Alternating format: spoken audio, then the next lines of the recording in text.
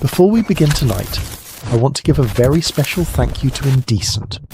This one came directly from you, and it turned into something I think is genuinely one of the most fascinating things we've ever explored on this channel. If you have a story idea, a conspiracy, a mystery, a piece of hidden history that has been keeping you up at night, drop it in the comments below. You might just find your idea becoming the next Sleep Theories documentary, and if you are listening on Spotify and you have not yet left us a review, please take 10 seconds to do that tonight. It sounds like a small thing, but it genuinely helps more than almost anything else you could do for this channel. It helps new listeners find us, it helps us grow, and it means we can keep making these stories for you. Now, let's begin. There is a shape that appears in the most unexpected places across human history. You will find it carved into the stone temples of ancient Rome. You will find it etched onto the margins of Renaissance manuscripts kept locked in private libraries. You will find it woven into the architectural blueprints of the most powerful financial institutions on Earth. It is not a cross. It is not a pyramid. It is a cube. 6 equal faces, perfect and cold, symmetrical in every direction. A form that ancient philosophers once described as the physical boundary of reality itself. And always, in the writings that accompany it, there is a name. A single word, repeated across 2,000 years of hidden correspondence and philosophical debate and secret ceremony. That word is Saturn. Tonight, we are going to follow that word. We are going to follow it from the smoke-filled festival grounds of ancient Rome, where for one extraordinary week every year the entire structure of civilization was turned upside down. We are going to follow it through the lamplit studies of Renaissance scholars who believed they had rediscovered a cosmological truth so powerful it had been deliberately buried. We are going to follow it into the present day, where a researcher named Elias Mercer sits surrounded by maps and photographs and centuries-old documents and asks a question that once asked cannot easily be unasked. The question is this: what if certain people have always understood something about time and civilization that the rest of us are only beginning to see? What if a network of thinkers, stretching back further than we can comfortably imagine, has been quietly guiding the great institutions of Western society, not through force, not through domination, but through patience, through the slow, deliberate application of a philosophy that measures progress not in years, not in decades, but in centuries? What if the symbol of that philosophy is still watching us from the logos and the monuments and the architectural details of the world we move through every single day? This is the Saturn Directive. Act 1. The Ancient Route. To understand what comes next, you have to understand what Rome was in the 3rd century before the Common Era. Not the Hollywood version, not the marble columns and the gleaming senators in white togas. The real Rome of 217 BC was something messier and more human and more interesting than any film has ever managed to capture. It was a city of approximately 300,000 people crowded inside a set of ancient walls, a city that smelled of animals and fire and the river Tiber, a city that was at that precise moment engaged in a war against Carthage that it was not certain it would win. The Battle of Lake Trasimene had just destroyed a Roman army. 17,000 soldiers were dead. The general Flaminius lay among them. The Carthaginian commander Hannibal Barca was moving through the Italian peninsula with an army that had already crossed the Alps in winter, had already defeated Rome twice, and showed no sign of slowing. Rome was afraid. And when Rome was afraid, Rome turned to its gods. In the year 217 BC, the Roman Senate made a decision that would echo across the entire subsequent history of Western civilization. They elevated Saturnalia, already an ancient festival honouring the god Saturn, to a new level of cultural prominence and official state support. For 7 days in the month of December, the rules changed, not metaphorically, not symbolically. They changed in practice, on the streets, in every household, in every marketplace from the forum to the docks on the Tiber. Masters served their slaves at table. The social hierarchy, the rigid, absolute, legally enforced hierarchy that structured every moment of Roman daily life, was suspended. People exchanged gifts, schools closed, courts closed. No criminal could be punished during Saturnalia. The streets filled with feasting and noise, and a kind of collective permission to be different, to be equal, to imagine a world other than the one that existed, the rest of the year. The philosopher Macrobius, writing 5 centuries later, described it as a festival in which the world remembered the age of Saturn, the Golden Age, before inequality, before private property, before the great social machinery of civilization had separated human beings into ranks of those who commanded and those who obeyed. Saturn, in the Roman theological imagination, was a god of extraordinary complexity.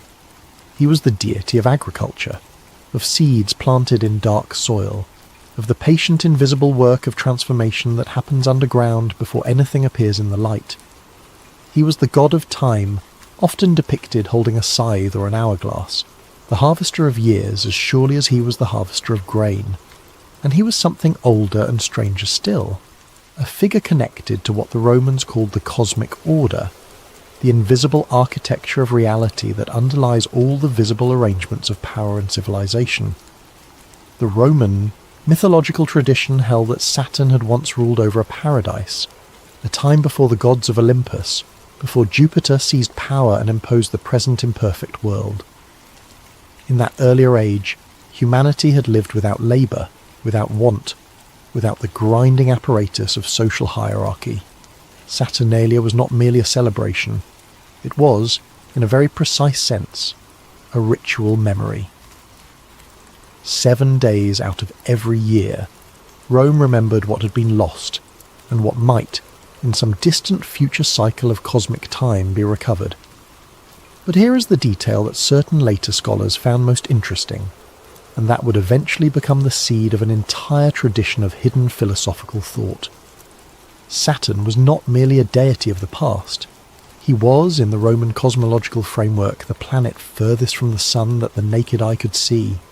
He was, in the language of ancient astronomy, the boundary, the outermost limit of the visible solar system. Beyond Saturn lay only the unknown. Beyond Saturn, the ancient astronomers believed, lay the fixed stars, eternal and unreachable. Saturn was the wall between the human world and the infinite, the boundary between what can be known and what cannot, the limit of time itself. For 260 years after that decision in 217 BC, Saturnalia remained one of the central festivals of Roman civic life. It grew more elaborate with each generation. By the time of the Emperor Augustus, it had expanded to 7 days and had absorbed into itself a complex web of ritual and philosophy and social meaning that extended far beyond its agricultural origins. The Roman poet Catullus called it the best of days. The philosopher Seneca complained that it had become too raucous, too commercial, too far removed from its original spiritual gravity, a complaint that every generation makes about its holidays, and that tells you in its way that the festival had become thoroughly embedded in the texture of Roman life, and then Rome fell. The Western Roman Empire did not collapse all at once. That is perhaps the most important thing to understand about what happened in 476 AD. The date that historians give for the fall of Rome, the year when the Germanic chieftain Odoacer deposed the last emperor, the young and mostly powerless Romulus Augustulus. That date is a convenience, a marker, a line drawn in a textbook where in reality there was no line, only a long and complicated and painful dissolution that had been underway for more than a century before anyone bothered to call it an end. What did disappear, and disappear relatively quickly, was the official apparatus of Roman religion. The old priesthoods lost their state funding. The temples were converted or demolished. The great sacrificial traditions, the auguries, and the flame-tending and the public ceremonies that had structured Roman spiritual life for 1,000 years, these lost their institutional support and their official legitimacy with extraordinary speed once Christianity became the state religion of the empire under Constantine in the early 4th century. Saturnalia itself was eventually banned. Or rather, it was absorbed. The Christmas traditions of gift exchange and feasting, and the suspension of normal rules show the unmistakable fingerprints of Saturnalia's long cultural shadow. pressed into the new festival like a hand in wet cement. The scholars who study this transition debate endlessly about whether the borrowing was deliberate or simply inevitable, the natural tendency of new cultural systems to fill themselves with the emotional furniture of the old ones they replace. But what happened to the knowledge? What happened to the priesthoods, the philosophical schools, the tradition of Saturn study that had flourished in Rome not merely as popular religion but as sophisticated cosmological inquiry? What happened to the men and women who had devoted their lives to understanding what Saturn represented? Not the myth, but the philosophy, the deep structure argument about time and cycles and the hidden architecture of civilization. The official records are, at this point, largely silent, and silence in history is rarely innocent. Several early medieval chronicles note, almost in passing, that certain Roman philosophical societies did not dissolve with the empire. They went underground, they changed their names, they affiliated with monasteries or with a new Christian intellectual establishment in ways that gave them cover and continuity without requiring them to abandon their actual beliefs. The historian who reads these passing references carefully enough begins to notice a pattern, not of disappeared knowledge, but of submerged knowledge. Knowledge that went somewhere when Rome fell. Knowledge waiting. Act 2. The Hidden Tradition. Florence, in the 1400s, was the most intellectually alive city in the Western world. This is not an overstatement. The Florentine Renaissance was not merely an artistic movement. It was an epistemological revolution, a complete renegotiation of what human beings believed it was possible to know, to create, and to become. The Medici family, the great banking dynasty that controlled Florence and funded much of what we now call the Renaissance, were doing something more interesting than simply commissioning beautiful art. They were deliberately, consciously, systematically recovering the ancient world. They were sending agents to Constantinople and Athens and the monasteries of the Byzantine East to purchase manuscripts, Greek texts, Latin texts, and most significantly for our story, Hermetic texts, the ancient philosophical and cosmological writings attributed to Hermes Trismegistus, which mixed Egyptian, Greek, and Roman ideas into a synthesis that Renaissance scholars found electrifying. In 1462, Cosimo de' Medici received a collection of manuscripts from a travelling scholar and immediately ordered Marsilio Ficino, his personal translator and the most gifted classicist in Europe, to drop everything else and translate them. Cosimo was an old man by then, dying, and he told Ficino that he needed to read these texts before he died. They were that important. Ficino translated them in a matter of months, working at a pace that astonished his contemporaries, and the result, the Corpus Hermeticum, became one of the most influential philosophical texts of the Renaissance, shaping the thought of everyone from Pico della Mirandola to Giordano Bruno, to the architects of early modern science. Inside these texts, Saturn appeared again. Not the Saturn of popular Roman religion, not the Saturn of Saturnalia and feasting and role reversal. A different Saturn, a philosophical Saturn. A Saturn described as the outermost boundary of the material universe, the point at which physical reality gives way to the cosmic order that underlies it. The Hermetic Saturn was associated with lead, the heaviest of the traditional 7 metals, cold and dark and patient. He was associated with melancholy, with the capacity to see beyond the surface of things, with a kind of profound and uncomfortable wisdom that came from sustained contemplation of time's passage and civilization's fragility. The Hermetic tradition described Saturn not as a deity to be worshipped, but as a principle to be understood. The principle of limitation, of structure, of the invisible frameworks that make visible order possible. And in the hands of the Renaissance philosophers who absorbed this tradition, that principle began to take on a new and specifically political dimension. If Saturn represented the hidden structure that underlies civilizational order, then understanding Saturn meant understanding something that ordinary political leaders, kings, popes, generals, merchants, did not and could not understand. It meant understanding the long cycles of history, the deep rhythms of rise and fall that no individual lifetime was long enough to observe, the patterns that only became visible if you could somehow position yourself outside the ordinary flow of time and look at history the way an astronomer looks at the movement of planets, tracking not days or years but centuries, not individual events but the slow, inevitable repetitions that shape the fate of entire civilizations. This was the idea that began circulating in the secret intellectual societies of Renaissance Europe.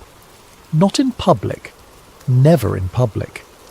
The church was watching, and the church had very clear ideas about what kinds of cosmological speculation were acceptable and what kinds were not. But in private correspondence, in the coded language of Hermetic allegory, in the philosophical conversations that happened in the private gardens and libraries of the great humanist scholars, a new way of thinking about power and time was taking shape. The symbol that these thinkers gathered around was Saturn's cube. The cube had been associated with Saturn since at least the Pythagorean tradition of ancient Greece, which identified each of the 5 regular geometric solids with one of the elements of the cosmos. The cube, with its 6 equal faces, its perfect 3-dimensional symmetry, its quality of being bounded in all directions, was associated with Earth, with matter, with the physical world. But in the Hermetic synthesis that the Renaissance scholars were developing, the cube took on an additional meaning. It became the symbol of material reality itself.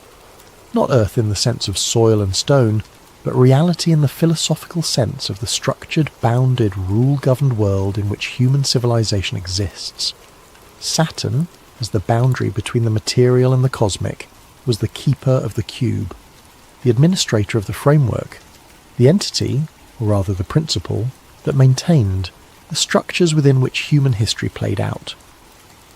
A small number of Renaissance scholars became convinced that this was not merely an interesting philosophical idea, it was a practical one.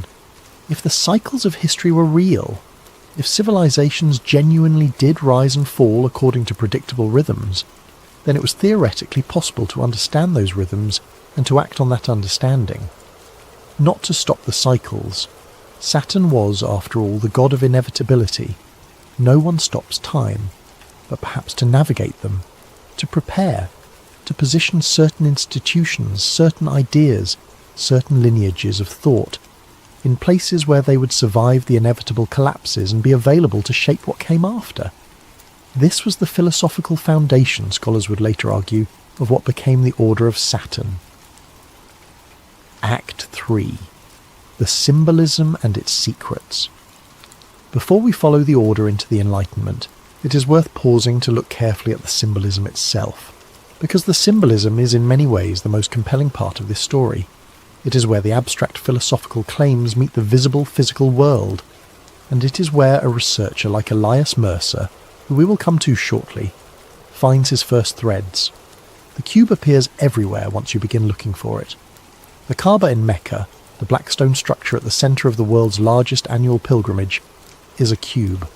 The ancient Roman festival of Saturn involved the ritual wrapping of Saturn's image in white wool, concealing and protecting the deity, a practice that some scholars connect to the Kaaba's black cloth covering, though the historical connection is contested. The tefillin boxes worn by observant Jewish men during prayer are small cubes. The ancient Roman augurs, the priests who read the will of the gods, worked within a rectangular bounded space called the templum, a word from which we get both temple and the concept of contemplation. These are facts. Their connection is the subject of intense scholarly debate. Saturn's ring, the structure that makes the planet immediately recognizable to any child who has ever looked through a telescope, is a circle, a cycle made visible, and the association between Saturn and rings, between the planet and cyclical time, predates the invention of the telescope by millennia. Ancient astronomers could not see Saturn's rings directly. They were not resolved as rings until Galileo observed them in 1610, and he did not understand what he was seeing. He thought Saturn was a triple planet. Christian Huygens correctly identified the rings in 1655, and yet ancient Roman texts consistently associate Saturn with circular structures and cyclical time. Whether this is coincidence or something more interesting is one of the questions that Saturn researchers have never fully resolved. Then there is the hexagon. In 2007, NASA's Cassini spacecraft, orbiting Saturn, transmitted images of the planet's north pole that startled planetary scientists. There, at the exact geometric north of the gas giant, was a massive atmospheric formation, a persistent, stable hexagonal storm system approximately 29,000 kilometers across. A six-sided geometric pattern in a planetary atmosphere, a phenomenon that fluid dynamics can explain through the behavior of rotating gases in certain physical conditions, but that remains one of the most visually striking features in the solar system. The hexagon has persisted, unchanged in its basic structure, for at least the 40 years that we have been able to observe it. It rotates at the same speed as Saturn's interior. It is so precise in its geometry that when you measure its angles, they come within a fraction of a degree of a perfect hexagon. This is where the researchers who study Saturn's symbolism find themselves in a strange position, because the hexagon, the six-sided geometric form, appears repeatedly in the oldest Saturn-related symbolism that we have. Not in every tradition, not in every context, but with enough frequency and in enough different cultural contexts that its presence feels significant to those who study these patterns. Ancient alchemical texts use hexagonal imagery in Saturn-related diagrams. The Star of David, the six-pointed star, which is geometrically related to the hexagon, has connections, through complex and contested historical chains, to Saturn symbolism in certain medieval traditions. Beehives, whose hexagonal cell structure represents perhaps the most efficient geometric packing in nature, have been associated with cyclical time and cosmic order in multiple ancient cultures. Scientists explain the Saturnian hexagon through fluid dynamics. The physics are well understood. A rotating fluid in certain conditions naturally forms polygonal standing wave patterns, and Saturn's atmospheric conditions happen to produce a hexagonal one. There is nothing mysterious about the physics, but the question that Elias Mercer found himself unable to stop asking was this: how did ancient cultures develop an association between Saturn and hexagonal geometry centuries before anyone could have observed that geometry? Was it inference from some other property of the planet? Was it coincidence? The hexagon is, after all, a common geometric form, and Saturn is one of only a handful of naked-eye planets. Or was there some other pathway by which very old knowledge about Saturn's actual geometric properties found its way into ancient symbolism? Mercer does not claim to have an answer to this question. What he has is a pattern. And patterns, as any investigator will tell you, are where investigations begin. Act 4. The Order of Saturn. The historical evidence for a formal organisation called the Order of Saturn is fragmentary, contested, and in some places openly disputed by mainstream historians. This needs to be said clearly because what follows is a reconstruction based on the kind of evidence that historians handle with caution: references in private correspondence, marginal annotations in manuscripts, the occasional explicit mention in texts whose authenticity has been questioned. The story of the Order of Saturn is not established history. It is something more interesting and more uncomfortable than that. It is the story of what certain historical documents seem to suggest, placed alongside a pattern of real events that the suggestion, if true, would help to explain. With that said, here is what Elias Mercer found. Sometime in the late 17th century, in the intellectual ferment of the early Enlightenment, a group of scholars with connections to the surviving Hermetic and Rosicrucian traditions of Renaissance Europe appears to have formalized what had previously been a loosely organized philosophical tendency into something more structured. Mercer describes finding references to this group in 3 separate archival sources: a collection of letters from a Dutch natural philosopher, a marginal note in a copy of Newton's correspondence held in a private library, and a fragment of a longer document in a German archive that appears to describe the group's founding principles. The name that appears in these sources, sometimes directly, sometimes in coded reference, is the Order of Saturn, or, in Latin, the Ordo Saturni. The founding members appear to have been drawn from the interconnected world of early modern European scholarship, the network of natural philosophers, mathematicians, alchemists, and political theorists who were simultaneously inventing modern science, and trying to preserve the older philosophical traditions that they feared modern science might displace. They were, in other words, people who lived at the intersection of two worlds: the world of empirical inquiry that was rapidly transforming European knowledge, and the world of ancient wisdom traditions that had shaped European thought for a millennium and a half. What the Order of Saturn appears to have believed, based on the fragmentary documents Mercer assembled, was a refined version of the Renaissance philosophical position that we have already described. History moves in cycles. Civilizations rise and fall according to rhythms that can be studied and, to a limited extent, predicted. Individual political leaders, working within the constraints of their own short lives and shorter political careers, are constitutionally incapable of governing for the long term. They cannot resist the pressures of their own moment. They cannot sacrifice short-term advantage for long-term stability. They cannot plan across generations because they will not live across generations. But institutions can, and ideas can, and networks of people who share a common framework for understanding civilizational time can act, collectively and across, generations in ways that no individual leader ever could. The Order's alleged doctrine held that the proper role of such a network was not to seize power. That would be a misunderstanding of what power actually is and how civilization actually works. Power seized is power that must be defended, and defending seized power consumes all the energy that should be directed toward long-term planning. The Order's doctrine, as Mercer reconstructs it, was something more subtle and more patient. The role of the Saturn thinkers was to be present, embedded in the institutions of their time, contributing to their functioning, trusted by their colleagues, while quietly orienting those institutions toward the long view, toward decisions that would bear fruit not in the next election cycle, or the next quarter's results, but in the next generation, or the generation after that. Saturn was their symbol, because Saturn, in the ancient cosmological imagination, was the planet of patience, of slow, inevitable, irresistible motion, of time working on a scale that dwarfed human politics. To orient yourself by Saturn was to orient yourself by the longest timeline imaginable. To think not about what you wanted to accomplish in your lifetime, but about what needed to be built that would last across centuries. The black cube, Saturn's geometric symbol, the emblem of material structure and civilizational framework, became the Order's emblem, not displayed openly, not used as a public identifier, but carried as an internal reference point, a philosophical anchor, a reminder of what the work was actually about.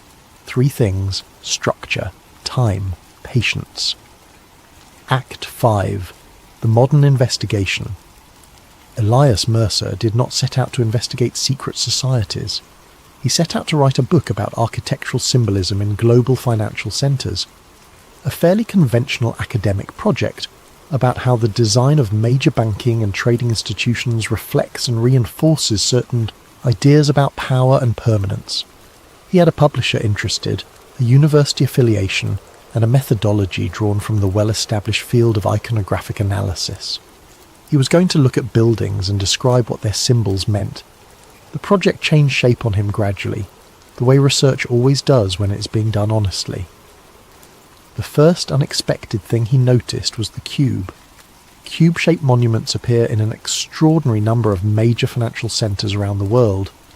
Not universally. This is not a case of every major bank having a cube outside its door, but with a frequency that exceeded what Mercer's initial framework could easily explain. The Charging Bull sculpture near Wall Street in New York sits in Bowling Green, adjacent to a small cube-shaped structure that most people walk past without noticing. The Bank for International Settlements in Basel, Switzerland, the so-called Bank of Central Banks, the institution that coordinates monetary policy across the global financial system, has cube-related geometric motifs embedded in its official imagery.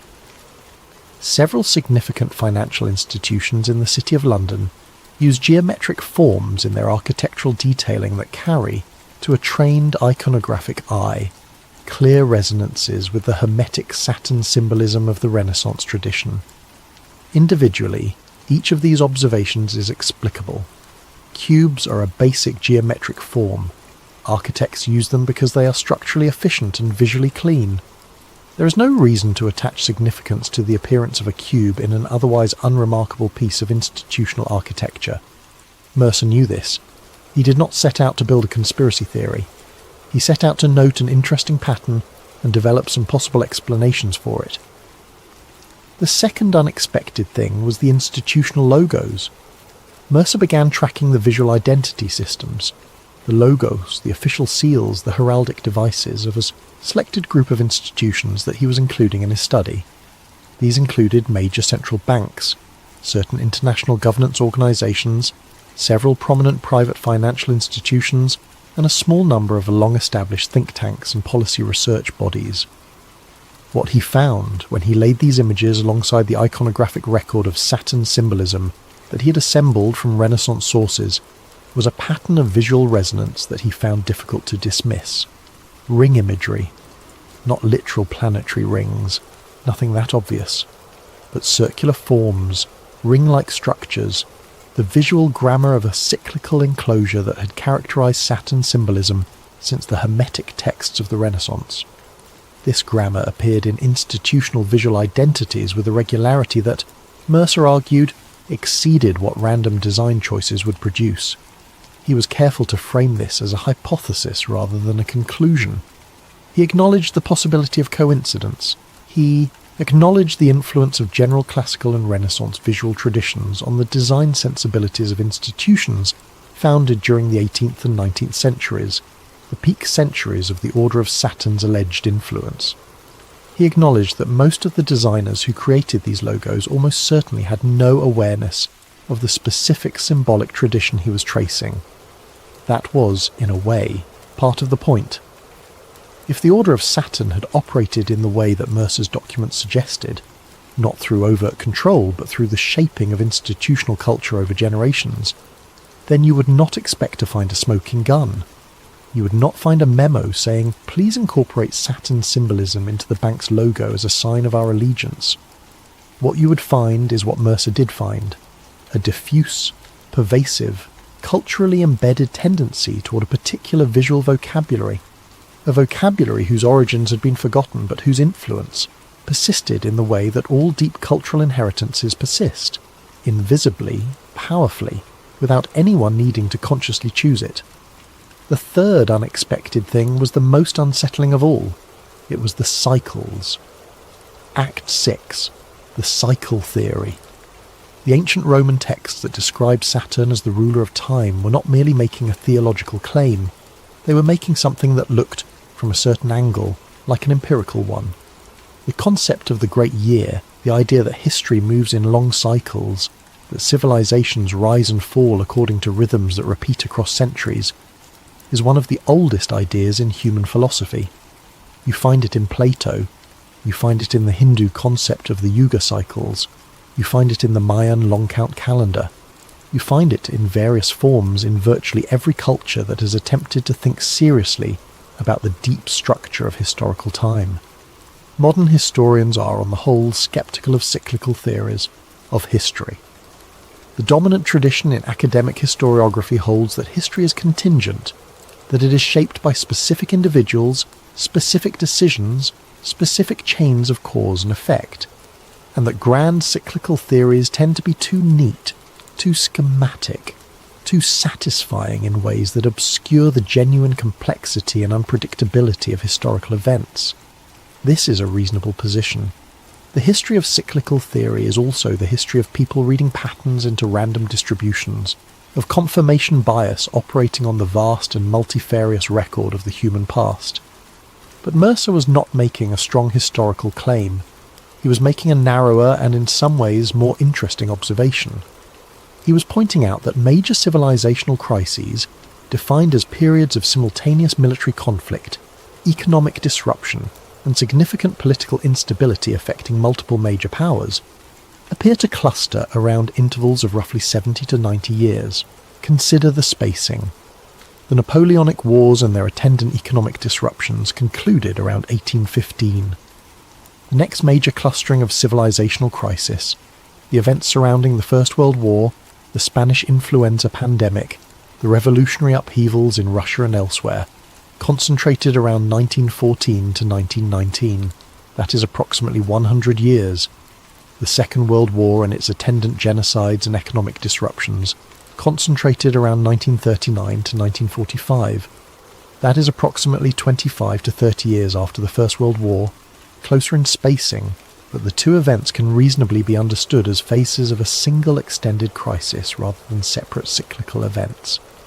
The Cold War's period of maximum tension concentrated in the late 1950s through the early 1960s. The Cuban Missile Crisis, the construction of the Berlin Wall, the nuclear standoffs, that is roughly 15 to 20 years after the end of the Second World War, and then a long pause. A period of relative great power stability, marked by proxy conflicts and regional wars, but not by direct confrontations between major powers. A period that is, by historical standards, unusually peaceful and unusually prosperous at the civilizational level. The scholars who study the historical sociology of conflict, researchers like Neil Howe and William Strauss, who developed the concept of the seculum, or Peter Turchin, whose field of cliodynamics attempts to apply mathematical modelling to historical cycles, have independently noted the tendency of major social crises to cluster around generational turning points. The reasoning is not mystical, it is demographic and sociological. Generations that have lived through catastrophe build institutions designed to prevent its recurrence. Those institutions gradually calcify. The memory of the catastrophe fades. The generation that carries, that memory dies. And without the memory, the institutional safeguards that the memory motivated begin to erode, slowly at first, then with gathering speed, until the conditions for a new catastrophe have reassembled themselves and the cycle begins again. Mercer's Saturn researchers, he argued, had understood this mechanism, or something like it, for centuries. Not through the supernatural authority of a planetary deity, but through sustained observation of the historical record. Saturn was their symbol not because they believed in literal astrology, but because Saturn, as the slowest moving of the naked eye planets, provided a useful metaphor for the kind of time that their analysis required. Saturn's orbit takes approximately 29.5 years to complete. 3 Saturn orbits make approximately 88.5 years, precisely the range that Mercer identified for major civilizational crisis intervals. This correspondence may be coincidence. Mercer did not claim otherwise, but he noted it, carefully and without overstating its significance, as the kind of convergence that made the Saturn tradition's choice of symbol feel less arbitrary than it might otherwise appear. Act 7. The Strategic Doctrine. The manuscript fragment that Mercer found in the German archive, the document that he believed contained the clearest statement of the Order of Saturn's actual doctrine, is a damaged and incomplete text. Several sections are illegible. The authorship is uncertain. The provenance is unclear. Mercer published a transcription and translation of the legible portions in an appendix to his book, with appropriate scholarly caveats about its authenticity and interpretation. He was careful not to overstate what the fragment proved, but he was also clear about what it said. The fragment describes what it calls the Saturn Doctrine. It is worth quoting the key passage in full as Mercer translates it, because the language is striking in its directness. Written in a mixture of Latin and early modern German, the passage reads as follows. In Mercer's translation, the ordinary man of politics imagines that power consists in commanding the present. He struggles to control today's events, today's alliances, today's public opinion. He is like a farmer who plants seeds and expects to harvest them the same afternoon. He does not understand what seeds are for. True power is not controlling people today. True power is guiding the next century. It is placing certain ideas in certain institutions at certain moments, and then waiting, with the patience of Saturn, with the indifference of time, for those ideas to bear fruit in the minds of people not yet born. This is the doctrine. Plant the seed. Do not wait for the harvest. Leave the harvest for those who will come after you, who will themselves plant seeds for those who will come after them. Generation after generation, patient and invisible, guiding the great ship of civilization not by seizing the wheel, but by adjusting the currents through which it moves. Mercer does not know who wrote this. He cannot verify that the Order of Saturn is the organization being described. He cannot confirm that the fragment dates from the period he believes it dates from. the early 18th century, the High Enlightenment, rather than from a later period or even from a much more recent attempt at historical fabrication. These are genuine uncertainties, and he presents them as such. What he can say is that the ideas expressed in the fragment align precisely with what the philosophical record suggests the Order of Saturn believed, and that these ideas, the idea of generational strategic planning, of embedding long-term vision in institutions rather than individuals, of accepting that the most significant work of civilization building happens invisibly and across timescales that no individual can witness, these ideas appear throughout the history of the organizations and institutions that Mercer's pattern analysis identifies as potentially connected to the Saturn tradition. They appear in the founding documents of the earliest central banks, which were designed explicitly to outlast any individual government and to maintain monetary stability across political cycles. They appear in the mission statements of the great research universities that were established or fundamentally restructured in the late 18th and early 19th centuries, institutions explicitly designed to preserve and transmit knowledge across generations. They appear in the charters of the international governance bodies that were created after both world wars, organizations whose explicit purpose was to prevent the recurrence of catastrophe by building institutional frameworks that would shape the behavior of future leaders who had not lived through the catastrophes that motivated the institution's creation. These are all real institutions. Their founding documents say what Mercer says they say. The question is whether this reflects conscious adherence to a philosophical tradition centered on Saturn symbolism, or whether it simply reflects the reasonable and independently derived conclusion that human civilization requires long-term thinking, a conclusion that many people, in many contexts, have reached without any connection to any secret order whatsoever. This is the question that the Saturn Directive ultimately cannot answer, and perhaps that is the most honest thing about it. Act 8. Hidden in plain sight. Let us do something that documentary investigations almost never do. Let us sit with the ambiguity. Most stories like this one resolve toward one of two conclusions. Either the conspiracy is real, the evidence is overwhelming, the connections are unmistakable, the Order of Saturn has been pulling the strings of Western civilization for centuries and here is the proof, or the conspiracy is false, the pattern-seeking mind has done what pattern-seeking minds always do, found connections in noise, projected significance onto coincidence, constructed a narrative where there is only random history. Elias Mercer does not choose between these conclusions, and this, the scholars who have engaged seriously with his work suggest, is the most intellectually honest position available. Here is what we actually know. We know that Saturn was one of the most philosophically rich and symbolically complex figures in the ancient Roman tradition, associated with time, with cycles, with the hidden architecture of civilizational order. We know that this tradition was preserved, adapted, and substantially developed during the Renaissance through the recovery of Hermetic texts. We know that intellectual societies formed during the Enlightenment drew heavily on Renaissance Hermetic thought, and that several of these societies were explicitly interested in the long-term dynamics of civilizational change. We know that many of the most significant institutions of the modern world, central banks, international governance bodies, major research universities, were founded during the period of maximum Enlightenment philosophical activity and reflect, in their foundational documents, ideas about generational planning and civilizational stability that align with the Saturn tradition as Mercer describes it. We also know that these same ideas could have been, and in many cases demonstrably were, independently derived by thoughtful people responding to the obvious lessons of history.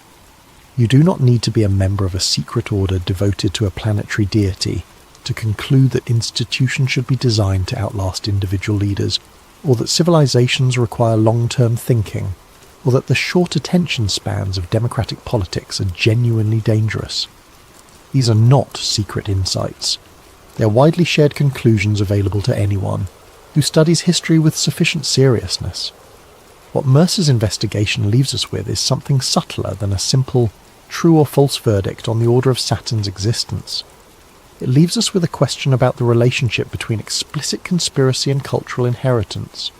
Even if no one has ever sat in a candlelit room and sworn allegiance to the principle of Saturn and the symbol of the black cube, even if the Order of Saturn is, in the end, a philosophical tradition that was never formalised into an actual organisation, it remains true that certain ideas about civilizational time and long-term power have persisted across centuries, embedded in the institutions and symbols and intellectual frameworks of Western civilization. It remains true that these ideas have shaped the behaviour of real people in real organisations in ways that are historically significant. It remains true that the symbol of Saturn, the ringed planet, the scythe-bearer, the keeper of the cube, appears in places that reward careful attention. Whether there was ever an order, or whether the order was always simply the order of things, the invisible structure of ideas persisting across time, is, in the end, perhaps a distinction without a difference. Act 9. The North Polar Hexagon. There is one last detail that Mercer returns to repeatedly in his writing, and that we want to spend a moment with before we reach our conclusion. It is the hexagon, the hexagonal storm at Saturn's North Pole, the atmospheric formation that Cassini photographed in 2007, and that has been continuously monitored since then, is approximately 2 times wider than the entire planet Earth. It has been stable in its basic hexagonal form for as long as we have been able to observe it, which is to say for at least 40 years and possibly much longer. The individual clouds within the hexagon rotate and shift and change. The hexagonal boundary itself persists. Scientists describe it as a standing wave pattern in Saturn's atmosphere, maintained by the planet's rapid rotation and the dynamics of its interior heat. The physics are well established and well understood. The hexagon is not a mystery in the scientific sense. It is an unusual and striking phenomenon, but it has a clear physical explanation.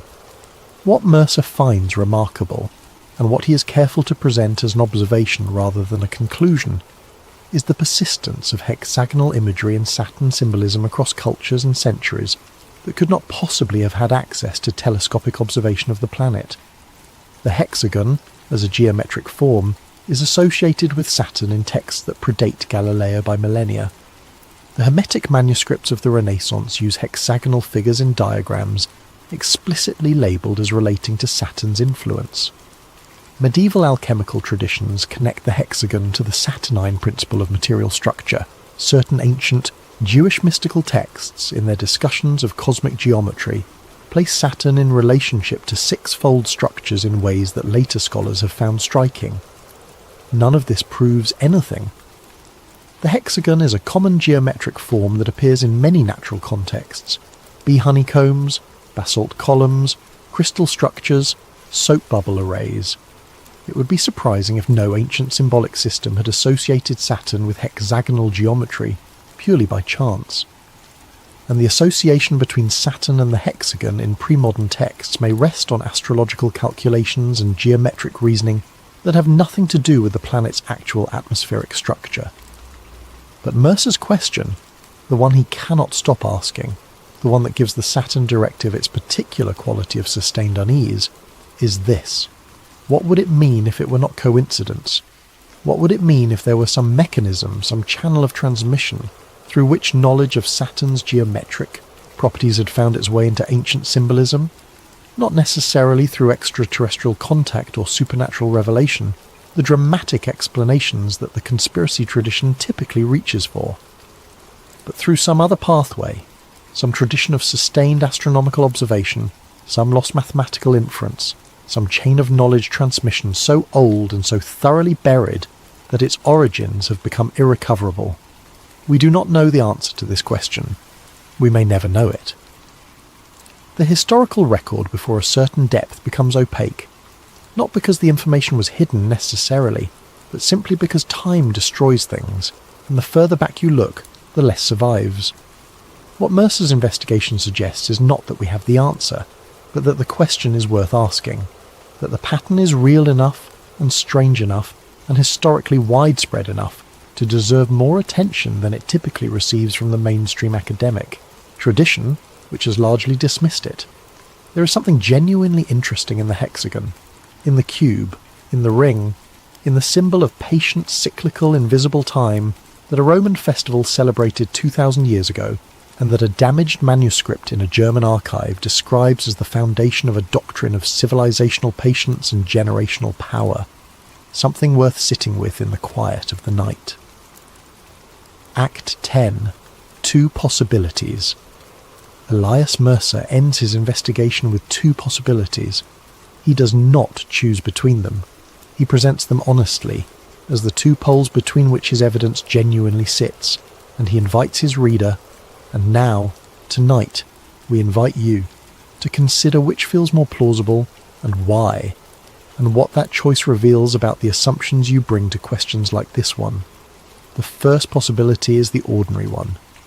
Saturn symbolism is a recurring philosophical motif in Western culture because the ideas it represents, time, cycles, hidden order, the fragility of civilizational achievement, are genuinely important ideas that thoughtful people in many different periods have independently found compelling. The cube appears in financial architecture because it is a clean, authoritative geometric form that architects have used in institutional contexts for centuries, drawing on a shared classical vocabulary that saturates Western architectural tradition. The hexagon appears in ancient Saturn symbolism for any number of reasons that have nothing to do with the actual geometry of Saturn's atmosphere. The philosophical traditions that emphasize long-term civilizational thinking produced long-lasting institutions because that is what you get when you build institutions designed to last. Institutions that last. There is no order. There is no conspiracy. There is only the human tendency to find patterns in the past, and the human tendency to build forward from the ideas that have proven most durable. This is the comfortable possibility. It is also, Mercer concedes, the most likely one. Most patterns in history are not the result of hidden coordination. They are the result of common circumstances producing common responses, of ideas that work spreading because they work, of cultural inheritance operating through mechanisms so diffuse and distributed that no one is in control of them and no one needs to be. The second possibility is the stranger one. The Order of Saturn exists, not necessarily as a formal institution with membership rolls and meeting minutes, but as a living tradition of shared philosophical commitment, passed across generations through the same mechanisms that all intellectual traditions use: apprenticeship, correspondence, institutional embedding, the patient work of ensuring that certain ideas are available to the right people at the right moments. The people who carry this tradition do not necessarily think of themselves as members of a secret society. They may think of themselves simply as people who understand something about civilizational time that most of their contemporaries do not. They may hold their Saturn symbolism privately as a personal philosophical reference point without ever explicitly connecting it to an organized network. And yet the tradition persists, and its influence on the institutions it has touched persists with it, shaping the decisions of people who have no idea they are enacting a philosophy developed centuries before they were born.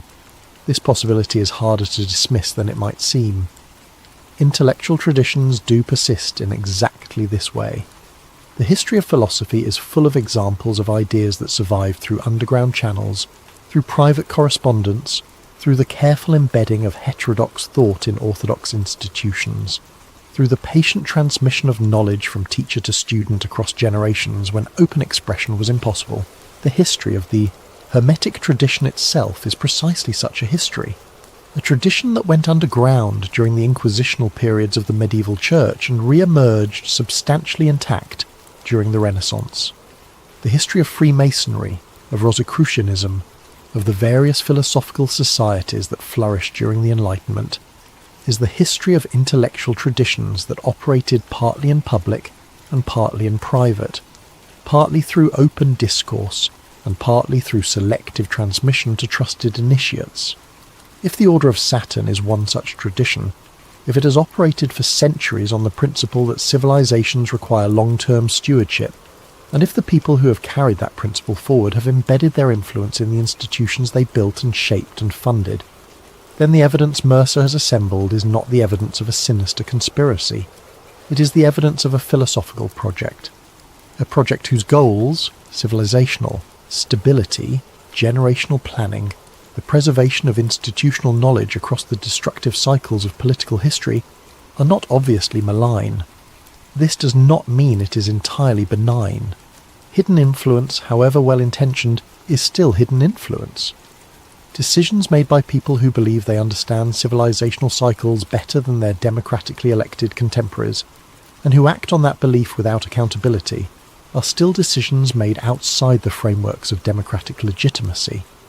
The benevolence of the Saturn doctrine, if it exists, is the benevolence of the benign authoritarian. We know better, and we are acting for your long-term good, and we are sorry that we cannot explain this to you because you would not understand, and also because the secrecy is itself part of the method. This is, at minimum, a complicated position. It is one that deserves scrutiny, even if, perhaps especially if, the people who hold it are genuinely trying to do good. Epilogue. Saturn still turns. The planet Saturn is, at this moment, approximately 9 astronomical units from Earth. That is 9 times the distance from the Earth to the Sun, approximately 1.3 billion kilometres of cold space, across which Saturn turns in its stately orbit, 29.5 years to complete a single circuit around the star at the centre of our solar system. At its north pole, the hexagonal storm spins in its mathematically precise formation, a geometric regularity in a universe that tends toward chaos, a persistence that has outlasted every empire, every dynasty, every ideological system that human civilization has so far produced and then abandoned. Below the hexagon, in the swirling clouds of hydrogen and helium that make up the planet's vast atmosphere, the physics of rotating gases produces its extraordinary improbable order. 6 sides, each angle precisely 120 degrees, each side approximately 14,000 kilometres long. Perfect. 2,000 years ago in Rome, people gathered to celebrate a festival in honour of a god who represented, among other things, the invisible order underlying visible civilization. They reversed their social hierarchies for 7 days. They exchanged gifts. They remembered a golden age that may never have existed, and in that remembering they kept alive an idea. The idea that the present arrangement of power is not the only possible arrangement, that time changes everything, that what seems permanent is temporary and what seems temporary may prove more durable than anything built of stone. Somewhere, in an archive in Germany, in a private library in Amsterdam, in the architectural details of a building you may have walked past 1,000 times without stopping to look carefully at what was carved above the door, the symbol persists, the cube, the ring, the patient geometry of a tradition that has been thinking for a very long time about what it means to build something that lasts. Whether someone put it there deliberately, as a sign to those who know how to read it, or whether it found its way there through the diffuse and traceless transmission of cultural inheritance, whether the Saturn directive is a plan or merely a tendency, an organisation or merely an idea, is the question that Elias Mercer could not answer. The question that the historical record, rich and fragmentary and beautifully ambiguous as it is, declines to resolve. What we can say with certainty is that the idea is real. The idea that civilizations require long-term stewardship. The idea that the most important work happens slowly, invisibly, across timescales that exceed any individual life. The idea that patience is a form of power, perhaps the deepest and most durable form of power that exists. The idea that Saturn, whatever else it represents, is a symbol of something true about the relationship between time and civilization and the fragile, precious, endlessly threatened project of building human societies that can endure. That idea has been around for a very long time. It will probably be around for a very long time to come, and perhaps that is enough to know. Tonight, wherever you are, whether in a city whose skyline includes buildings whose architects drew from traditions older than they knew, or in a quiet room far from any skyline at all, I want you to carry one image with you into sleep. The image of a planet turning slowly in the dark, 9 times further from the sun than we are, ringed with ice and dust, crowned at its pole with a hexagon that no one should be able to explain, but that has nonetheless been there longer than human civilization has existed. Patient, geometric, turning. Time moves at Saturn's pace, whether we acknowledge it or not. The question the Saturn Directive asks, and refuses to answer, is simply this: is anyone paying attention?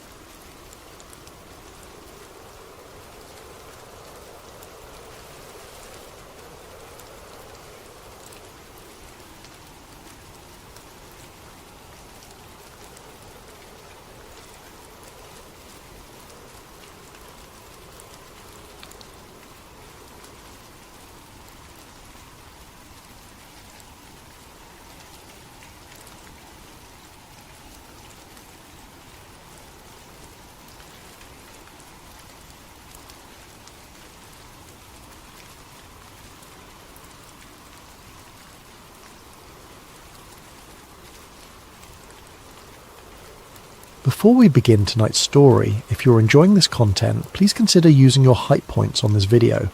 It helps the channel more than you could possibly know. If you're listening on Spotify, leaving a review makes an enormous difference for us as well. And if you want, drop a comment telling us what time it is, where you are, and where in the world you're tuning in from. We absolutely love seeing where everyone is listening. And if you enjoy these deep dives into history's mysteries, please subscribe. Tonight's story comes from a suggestion by Dogface680, and we cannot thank you enough for this idea. This is one of the most compelling conspiracy theories rooted in actual Cold War history, and what makes it so haunting is how much of it is documented fact. What you're about to hear sounds impossible. A 4-star general, a war hero, the man who helped liberate Europe from Nazi tyranny, dead in a hospital bed just months after victory, following a minor car accident that shouldn't have killed anyone. No autopsy, no investigation. Medical records vanished, witnesses disappeared, and decades later, a former intelligence operative steps forward with a confession that changes everything. This is the story of General George Smith Patton Jr., the man who won the war but lost the peace, the general who believed he had fought in past lives alongside Alexander the Great and Napoleon Bonaparte, who believed in destiny and glory and refused to be silent when silence was demanded. This is the story of his mysterious death, and the conspiracy theory that suggests the greatest threat to George Patton wasn't the Nazi Wehrmacht, it was his own government. December 9th, 1945. Near Mannheim, Germany. The war is over. Europe lies in ruins. Cities reduced to rubble. Railways destroyed. Bridges collapsed. Millions dead, millions more displaced. The Third Reich, which promised to last 1,000 years, lasted 12 and ended in a Berlin bunker with a gunshot. Victory belongs to the Allies, and General George Smith Patton Jr., the most aggressive, most decorated, most controversial American commander of World War II, sits in occupied Germany with nothing left to conquer. He is 60 years old. His hair is silver. His face is weathered from years of command in the Mediterranean sun, the French countryside, the German winter. He wears his pearl-handled revolvers on his hips, relics of an earlier era when generals still led cavalry charges. He looks like something from another century, and in many ways he is. Patton believes he fought at the walls of Troy. He believes he rode with the Romans into Carthage. He believes he charged with Napoleon at Austerlitz. Past life memories, he calls them. Visions of ancient battles that feel more real than dreams. His officers think he's eccentric. His soldiers think he's touched by God. His enemies learned not to think about him at all until it was too late. But now, in December 1945, Patton is no longer commanding armies. He is no longer shaping strategy. He is no longer needed. The Third Army, which he led across France and into the heart of Germany, has been reassigned. His new command is a paper organisation with no soldiers, no tanks, No mission beyond compiling reports that no one will read. He is waiting to go home, and he is angry. That morning, December 9th, Patton wakes before dawn in his quarters at Bad Nauheim, a spa town north of Frankfurt that serves as headquarters for what remains of his command. He eats breakfast alone, as is his custom. Eggs, toast, coffee. He reviews intelligence reports from the Soviet occupation zone. He reads dispatches from Washington. He writes in his diary, the leather-bound journal he has kept since West Point, filling page after page with his cramped handwriting. Today's entry is bitter. They have sidelined me. Eisenhower fears what I might say. The politicians fear what I might do. The Soviets fear I might be right. So here I sit, a relic, while Europe burns. He signs his name with a flourish, as always. George Smith Patton Jr., 4 stars, 3rd Army. At 9:30 in the morning, he receives word that a pheasant hunting expedition has been arranged for that afternoon. It's one of his few remaining pleasures, a brief escape from the tedium of meaningless command. His Chief of Staff, Major General Hobart Gay, will accompany him. They'll take one of the staff cars, drive south toward Mannheim, spend a few hours in the countryside. It should be routine. At 11 o'clock, Patton descends the stairs of his headquarters building. His boots echo on the marble floors. Officers snap to attention as he passes. He returns their salutes mechanically, his mind already elsewhere, already planning the afternoon hunt, already thinking about the estate where the pheasants run wild. Outside, a Cadillac Model 75 sedan waits. Black paint, chrome trim, the kind of vehicle befitting a general officer. The driver stands beside it, a young private first class who has been assigned to Patton's detail for less than 2 weeks. This is the first irregularity. Patton's regular driver, a sergeant named John Mims, who had driven him for 3 years through combat and occupation, was transferred on December 1st. No explanation was given. Mims, interviewed decades later by researchers, said the transfer was sudden and unusual. He was given orders to report to another unit immediately. He never drove for Patton again. The replacement driver's name is in the accident report, but researchers have never been able to locate his service records. The man seems to have vanished from military documentation after December 9th. Patton climbs into the back seat. General Gay joins him. The driver starts the engine. They pull out of the headquarters compound and onto the road leading south. It's a cold morning. Frost covers the fields. The sky is grey, low clouds threatening snow. The roads are in poor condition, still cratered from the fighting, still littered with debris from the bombardment that reduced Mannheim to ruins earlier in the war. Traffic is light, a few military trucks, some civilian vehicles, German citizens walking along the roadside, bundled against the cold, their faces hollow with hunger and defeat. Patton watches the landscape pass. He has driven these roads dozens of times. He knows every turn, every checkpoint, every landmark. At approximately 11:45, near a railroad crossing on the outskirts of Mannheim, the car approaches an intersection. A United States Army truck, a 2.5-ton vehicle painted olive drab, approaches from a side road. What happens next takes 3 seconds. The truck makes a sudden left turn, cutting directly across the path of Patton's Cadillac. The driver of the Cadillac swerves right, tyres skidding on the frost-slicked pavement. The vehicles collide, the sound of metal against metal, the crunch of breaking glass, the hiss of steam from a ruptured radiator, and then silence. The driver of the Cadillac climbs out, shaken but uninjured. General Gay opens his door, checking himself for injuries. Nothing. A few bruises, perhaps. Nothing serious. He turns to check on Patton and sees him slumped in the back seat, conscious but unable to move. "My neck," Patton says quietly. "I think my neck is broken." Within minutes, military police arrive. Within an hour, Patton is on his way to Heidelberg. Within days, the official story begins to fracture under the weight of its own inconsistencies.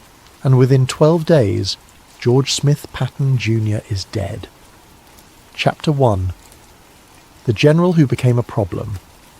To understand why conspiracy theories surround Patton's death, you have to understand who Patton was in the final months of his life. and more importantly, what he represented to the emerging Cold War order. George Smith Patton Jr. was never meant for peacetime. He was born into a military family in California in 1885. His grandfather fought for the Confederacy. His father was a politician. Young George grew up hearing stories of cavalry charges and desperate last stands, of honour and glory and the warrior's code. He attended the Virginia Military Institute, then West Point. He competed in the Stockholm Olympics in 1912, finishing 5th in the modern pentathlon. He served under General John Pershing in Mexico, chasing Pancho Villa through the desert. He commanded tanks in World War I, was wounded in combat, came home with a chest full of medals and a reputation as a fighter. Between the wars, he studied. He read military history obsessively. Caesar, Alexander, Hannibal, Frederick the Great, Napoleon. He believed war was an art form, that great commanders were born, not made, that destiny selected certain men for greatness. He believed he was one of those men. When World War II came, Patton was ready. He commanded American forces in North Africa, in Sicily, in France. His Third Army swept across Europe faster than anyone thought possible. His tactics were aggressive, sometimes reckless. He believed in speed and shock and overwhelming force. He believed hesitation killed more soldiers than enemy fire. His methods worked. The Germans feared him more than any other Allied commander. They repositioned entire divisions based on intelligence about Patton's location. They assumed wherever Patton was, the main attack would follow. Often, they were right. But Patton was more than just a brilliant tactician. He was also politically tone-deaf, personally abrasive, and constitutionally incapable of diplomacy. He slapped shell-shocked soldiers in field hospitals, calling them cowards. He gave speeches praising the fighting spirit of the German army. He made jokes about the Holocaust that appalled other officers. He criticised Allied strategy in press conferences. He feuded with British commanders. He defied orders when he thought they were stupid. Eisenhower protected him during the war because Patton won battles. But when the war ended, Patton became expendable. More than that, he became dangerous. Because Patton refused to accept the post-war order. May 8th, 1945. Germany surrenders unconditionally. The war in Europe is over. Allied leaders meet in Potsdam to negotiate the peace. Europe is divided. The Soviet Union takes the east, America and Britain take the west. Borders are redrawn, governments are installed, millions of people are displaced, moved, relocated to fit the new map. Patton watches this happen and sees betrayal. The Allies, he argues, fought to liberate Europe from tyranny. Now they're handing half of Europe to Stalin, a dictator as brutal as Hitler, a regime as totalitarian as the Nazis. He makes this argument publicly. In June 1945, Patton gives a speech in Los Angeles comparing the Soviet Communist Party to the Nazi Party. He calls both totalitarian threats to freedom. He suggests the Allies defeated the wrong enemy, that Germany should have been turned against the Soviet Union instead of being destroyed. The backlash is immediate. Politicians demand his resignation. Newspapers condemn him. The War Department issues official reprimands. President Truman, already dealing with the complexities of Soviet relations, is furious. Eisenhower summons Patton to his headquarters. The meeting does not go well. Eisenhower and Patton were friends once. They rose through the ranks together, served together between the wars, understood each other. But the war changed them both. Eisenhower became a political general, a coalition builder, a man who understood that winning the peace required compromise and patience. Patton remained a warrior who believed wars should be fought without hesitation and won without apology. In Eisenhower's office, Patton is told his public statements are unacceptable. He is ordered to stop criticising Soviet policy. He is warned that further incidents will result in his removal from command. Patton argues back. He presents intelligence reports about Soviet violations of ceasefire agreements. He describes forced population transfers, summary executions, political purges. He insists someone needs to tell the American people what's happening in occupied Europe. Eisenhower tells him that someone is not going to be Patton. The conversation ends badly. Within weeks, Patton is relieved of command of the Third Army and reassigned to the 15th Army, a paper organisation with no operational role. His job now is to compile lessons learned from the European campaign, to write reports analysing tactics and strategy for future military planners. It's a desk job. To a man like Patton, it's worse than death. Internal War Department memos from this period reveal the thinking behind the reassignment. One memo describes Patton as politically dangerous and increasingly uncontrollable. Another warns that Patton's celebrity status among soldiers and veterans makes him a potential political threat to current foreign policy initiatives. A third memo, written by a senior intelligence officer, suggests that Patton's return to the United States should be delayed indefinitely to prevent him from influencing public opinion regarding Soviet intentions. These memos were classified for decades. When they were finally released under Freedom of Information Act requests in the 1980s, they revealed something important. By October 1945, senior American officials viewed Patton not as an asset but as a liability, and they were actively working to neutralise him. Chapter 2. The Diaries and the Warnings. General Patton kept meticulous diaries throughout his military career. These weren't casual journals. They were detailed historical records, written in his own hand, documenting everything from tactical decisions to personal reflections. He wrote almost every day, sometimes for hours, filling leather-bound volumes with his cramped, precise handwriting. He believed history would vindicate him. He wanted his perspective preserved for future generations. After his death, the diaries were collected by his family. Some entries were published in biographies, others remained private for decades. Some have never been fully released, held back by the Patton family estate for reasons never publicly explained. But the entries that have been made public from October and November 1945 paint a disturbing picture of a man who believed he was being watched, controlled, and silenced. October 2nd, 1945. Patton attends a meeting with Soviet officers to coordinate occupation zones. The meeting is tense. The Soviets refuse to cooperate on prisoner exchanges. They deny Allied access to certain territories. They claim violations of ceasefire agreements that Patton knows are fabricated. He writes, "The Russians are impossible. They lie about everything. They're worse than the Nazis and no one wants to admit it. Eisenhower orders me to maintain diplomatic relations. I'd rather maintain my rifle aimed at their headquarters." October 15th, 1945. Patton inspects Soviet troop positions along the occupation zone boundary. He notes their equipment, their readiness, their disposition. What he sees alarms him. He writes, "Soviet forces are not demobilizing. They're repositioning. They have combat units forward deployed, supply lines established, logistics prepared for offensive operations. If we have to fight them, and I believe we will, we should do it now while our armies are still here, still equipped, still ready. In 2 years, we'll have nothing in Europe, and they'll have everything." October 23rd, 1945.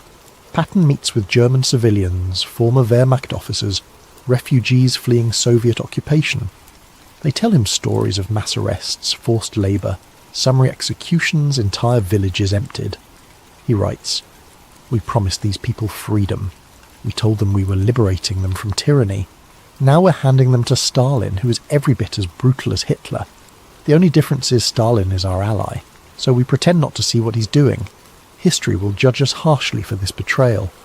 October 31st, 1945. Patton submits a request for extended leave to return to the United States. He wants to visit family, rest, recover from years of combat command.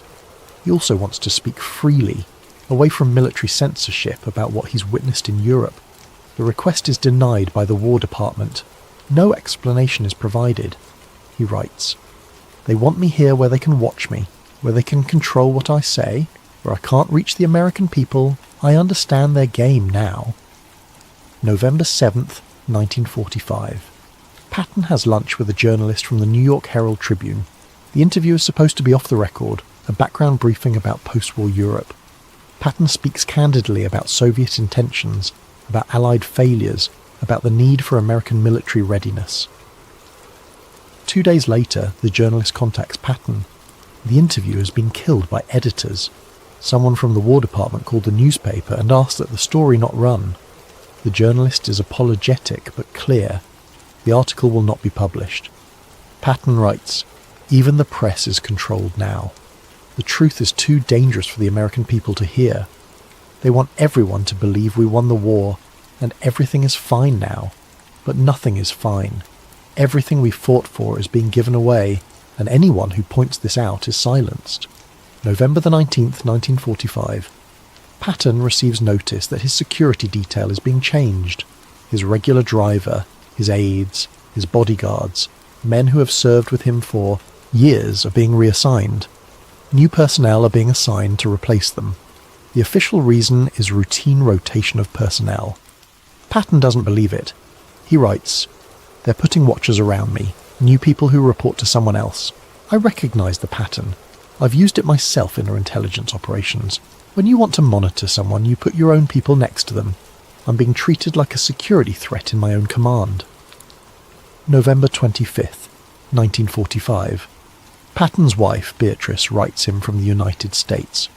She's worried about him. His letters have become dark, paranoid. He writes about being watched, about feeling trapped. She asks if he's well. He writes back, but his response never makes it into his diary. Later, Beatrice told biographers that Patton's letter frightened her.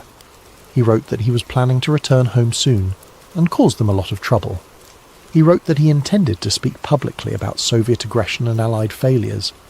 He wrote that he knew this would end his military career, but he didn't care anymore. He wrote, "Some fights are worth the cost." December 1st, 1945. Patton's regular driver, Sergeant John Mims, is abruptly transferred to another unit. Mims has driven Patton for 3 years through North Africa, Sicily, France, Germany. He knows Patton's habits, his routes, his preferences. He's loyal, competent, trusted. The transfer happens overnight. Mims is given orders to report immediately to a quartermaster unit in Belgium. He's not allowed to say goodbye to Patton. A new driver is assigned, a young private first class who's been in the European theatre for less than 3 months. Patton writes, "Even my driver is replaced now. They're not even being subtle about it anymore." This is Patton's last diary entry. 8 days later, he's in the car accident. Chapter 3.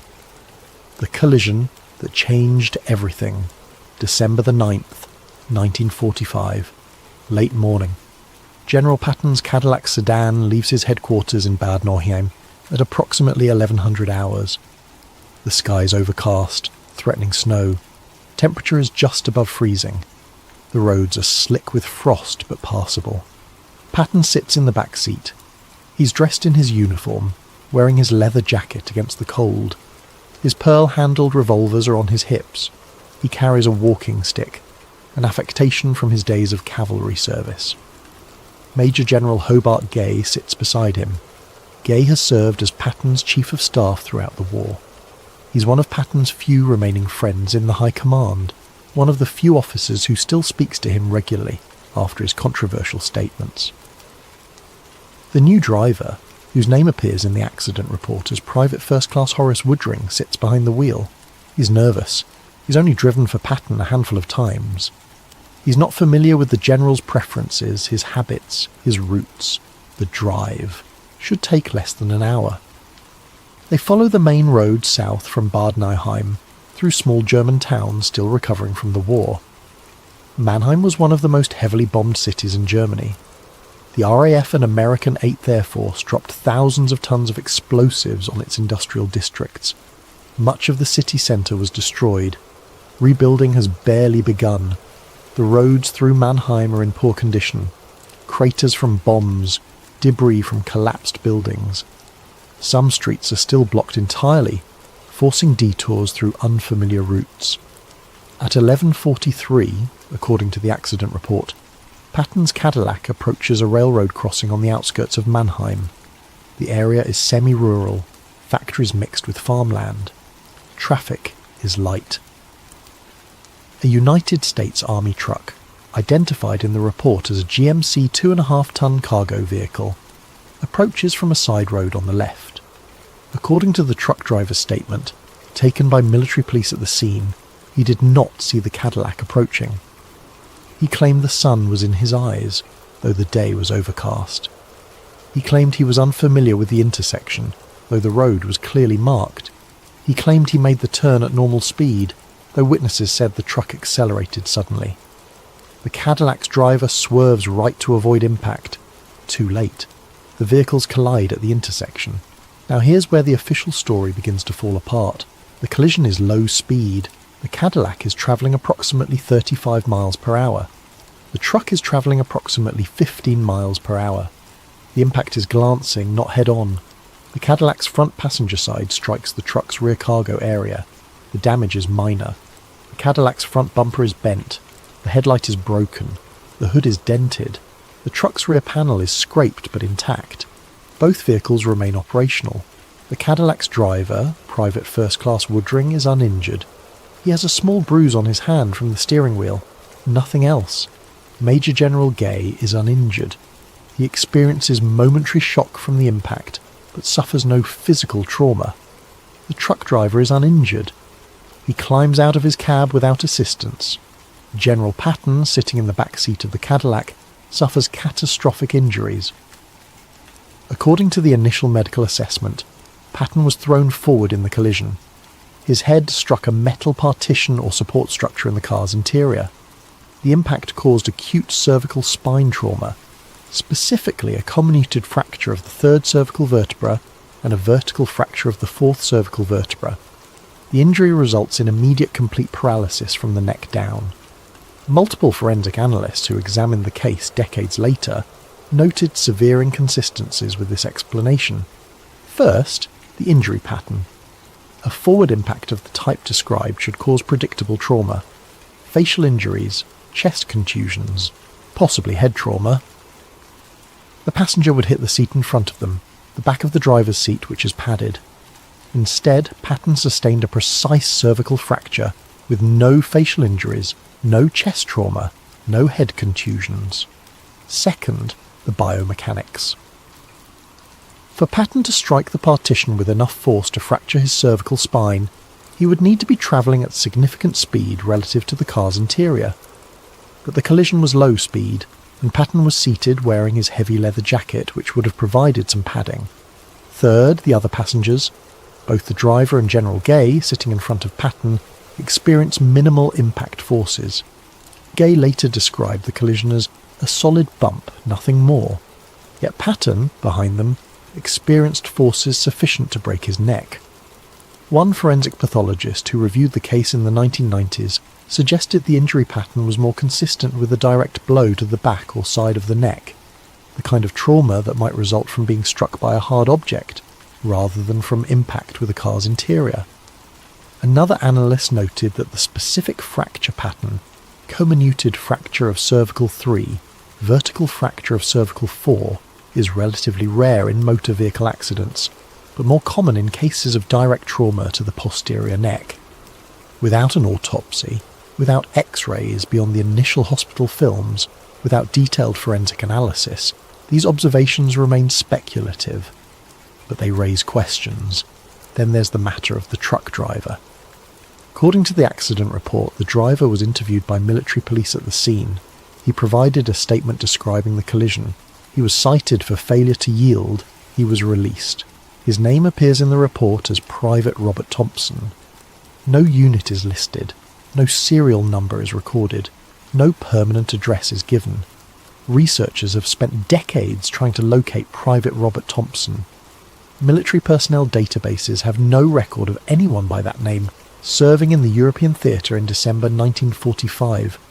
The truck's serial number, listed in the accident report, corresponds to a vehicle assigned to the Quartermaster Corps. But when historians tried to trace the vehicle's movement logs, maintenance records, and assignment history, they found nothing. The truck existed on paper, but vanished from all documentation after December 9th. The military police who responded to the scene should have filed detailed reports, taken photographs, secured evidence.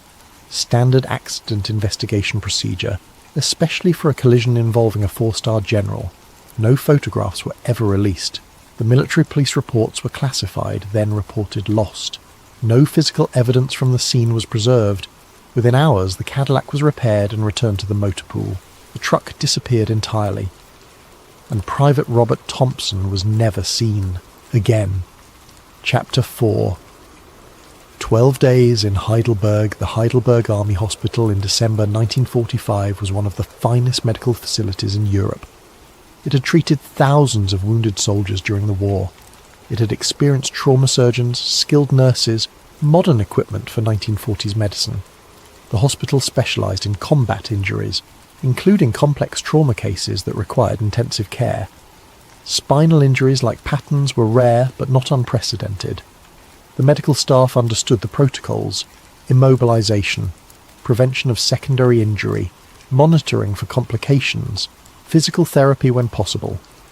Patton arrived at the hospital at approximately 1300 hours on December 9th, less than 90 minutes after the accident. He was conscious, alert, able to speak. He described the accident to doctors. He reported complete loss of sensation and movement below his neck. He remained calm, even joking with the medical staff. "I've been closer to death than this before," he told one nurse. "I'll be fine." Initial x-rays confirmed the cervical fractures. Neurological examination confirmed complete paralysis below the level of injury, but the attending physicians were cautiously optimistic. The fractures, while severe, showed no signs of spinal cord transection. There was hope that with proper immobilisation and time, some nerve function might return. Complete recovery was unlikely, but partial recovery was possible. Patton was placed in skull traction, a device that immobilised his head and neck to prevent further injury. He was given oxygen support. His vital signs were monitored continuously. Nurses attended him around the clock. On December 10th, one day after the accident, Patton's condition appeared stable. His vital signs were strong. He was communicating with staff. He showed no signs of infection or complications. On December 11th, Patton's wife Beatrice arrived from the United States. The army had arranged emergency transport, flying her across the Atlantic on a military aircraft. She was escorted by senior officers who had worked to expedite her travel. When she entered Patton's room, he smiled. "I'm in a hell of a fix this time," he told her. She sat beside his bed and held his hand. He couldn't feel it, but the gesture mattered. For the next few days, Patton's condition remained stable. Doctors noted slight improvement in some reflexes. There was cautious talk of eventual transfer to a specialised facility in the United States. Physical therapy was discussed. Patton himself remained optimistic. He made plans. He talked about recovery.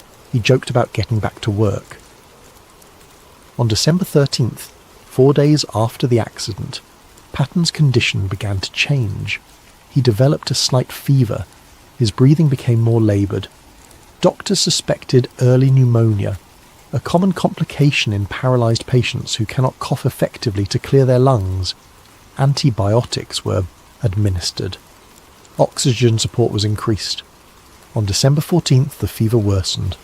Patton's oxygen saturation dropped. His breathing became increasingly difficult. The medical staff worked to keep his airways clear, but the paralysis made it nearly impossible for him to assist in his own treatment. On December 15th, 6 days after the accident, Patton's condition took a dramatic turn for the worse.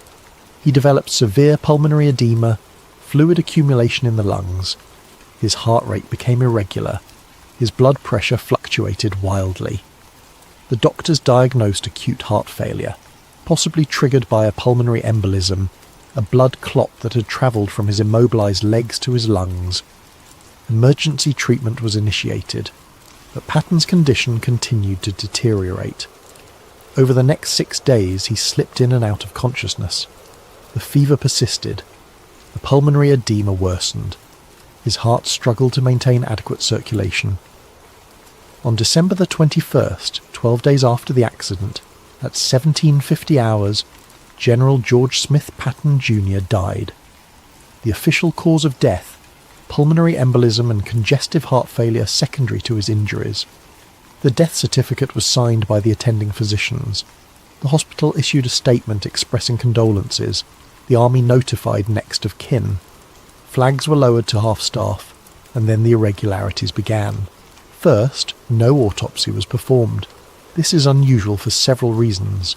Patton was a 4-star general, one of the most prominent military figures in American history. His death under medical care, with unexpected complications arising rapidly, would normally warrant a thorough post-mortem examination. The official explanation was that the family declined an autopsy. But Beatrice Patton later disputed this claim. In interviews with biographers, she stated she was never asked about an autopsy. She said the army simply informed her that her husband's body would be prepared for burial and that no autopsy was necessary or planned. She said she didn't question the decision at the time. She was grieving, exhausted, overwhelmed. She trusted the military doctors who told her Patton died of natural complications from his injuries. Only later did she wonder why they were so insistent that no autopsy be performed. Second, Patton's complete medical records from Heidelberg Hospital were never released to the family. Beatrice requested the files multiple times over the following years. She wanted to understand what happened to her husband, why he declined so rapidly, whether everything possible had been done to save him. Her requests were denied. The army told her the medical records were classified for reasons of operational security.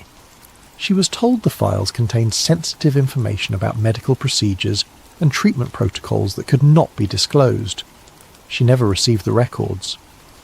When historians and researchers sought the files decades later under Freedom of Information Act requests, they were told the records were missing.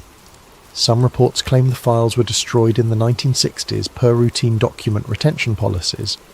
Other reports claim the files were lost when Heidelberg Hospital closed. Still other reports claim the files are held in classified archives but remain restricted. No one has seen Patton's complete medical records since December 1945. Third, several members of the medical staff who treated Patton were transferred shortly after his death. One surgeon was reassigned to a hospital in Japan. A nurse was transferred to a facility in England. The hospital administrator retired from military service within weeks of Patton's death. When researchers tried to interview these individuals in later years, most declined to participate. Some claimed they couldn't remember details of Patton's case. Others said they were bound by military confidentiality, even decades later. One physician agreed to an interview but died before it could be conducted. One nurse who worked in Heidelberg Hospital during December 1945 gave a brief interview to a researcher in 1976. She described unusual activity in the days before Patton died. She mentioned restricted access to Patton's room. She said only certain staff members were allowed to enter. She described visitors who came late at night, men in military uniforms who weren't logged in the visitor registry. She mentioned medical procedures that weren't part of standard treatment protocols. She said Patton received injections she didn't recognise, medications that weren't listed on his chart. When the researcher pressed for details, the nurse became vague and uncomfortable. She ended the interview abruptly and refused further contact. She died 2 years later. No additional interviews were ever conducted. Fourth, the timeline of Patton's decline doesn't match typical post-injury progression. Spinal injury patients certainly face complications. Pneumonia is common because paralysed patients cannot clear their lungs effectively. Blood clots are common because immobilised patients cannot move their limbs. Heart failure can occur due to the stress of injury and prolonged bed rest. But the speed and severity of Patton's decline struck some medical experts as unusual. One pulmonologist who reviewed the case in the 1980s noted that Patton went from stable and communicative to critical and dying in less than a week. While complications can arise quickly, the progression described in the available documentation seemed unusually rapid for a patient receiving intensive care in a modern facility. Another physician, a toxicologist, reviewed the symptoms described in newspaper reports from December 1945. Sudden pulmonary edema, cardiac arrhythmia, rapid deterioration. He noted these symptoms could result from injury complications, but they could also result from certain poisonous substances. Specifically, he mentioned digitalis toxicity, which causes cardiac complications and pulmonary edema, and would be difficult to detect without specific toxicology screening. Without an autopsy, Without tissue samples, without toxicology analysis, there's no way to confirm or deny such theories. But the possibility exists, and that possibility, combined with all the other irregularities, fuels the conspiracy theory that Patton didn't die from his injuries. He was killed. Chapter 5. The OSS operative's confession. For more than 30 years, the official narrative of Patton's death remained unchallenged. Tragic accident, medical complications, natural death given his injuries.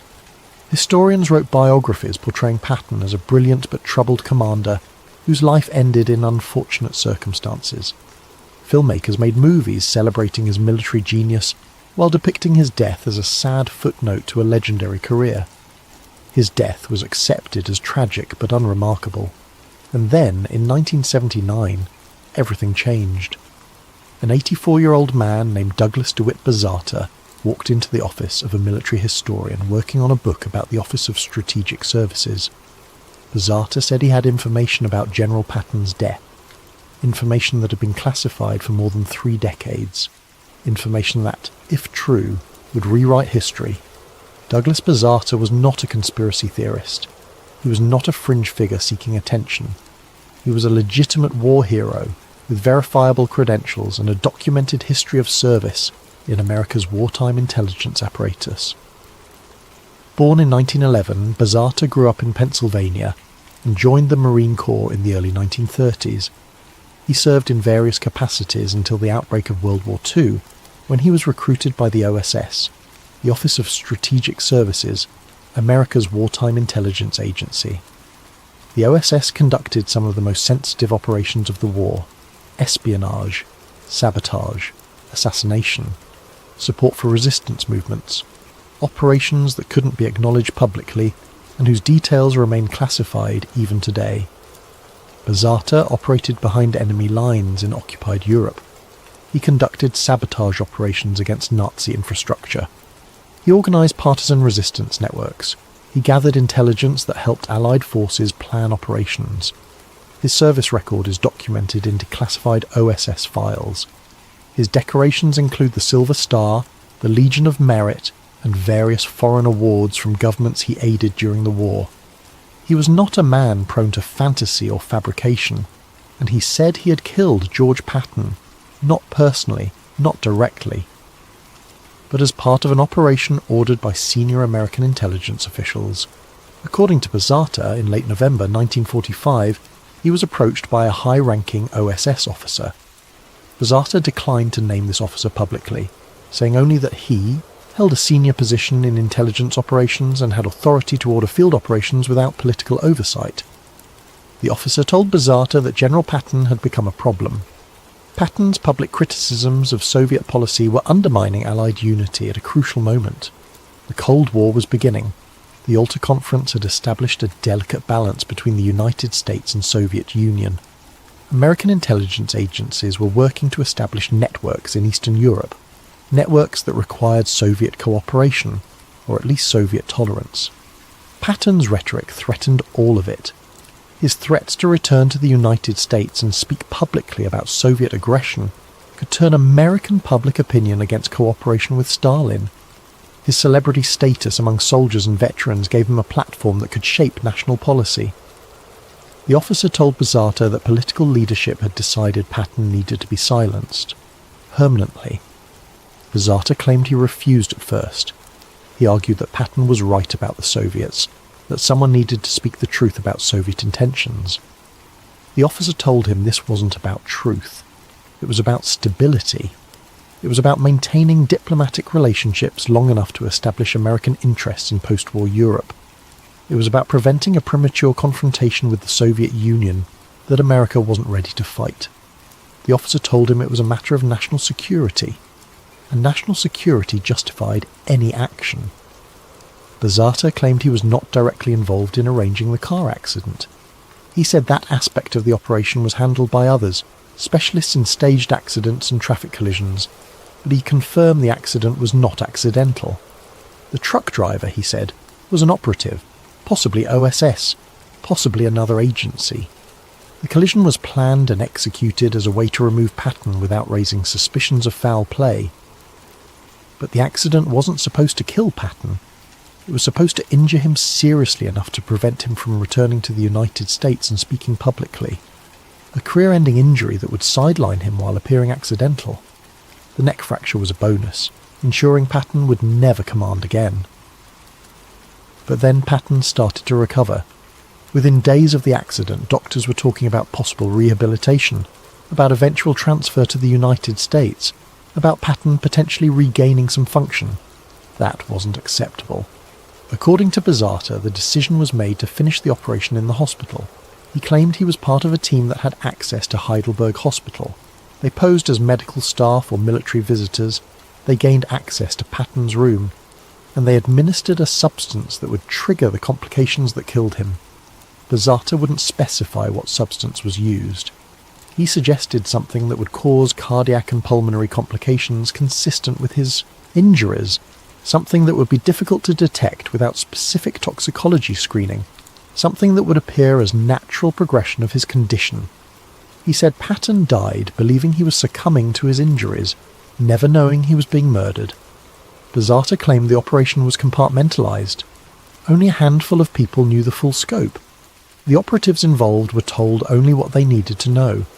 Records were destroyed or classified. Witnesses were silenced through transfers, retirement, or more permanent means.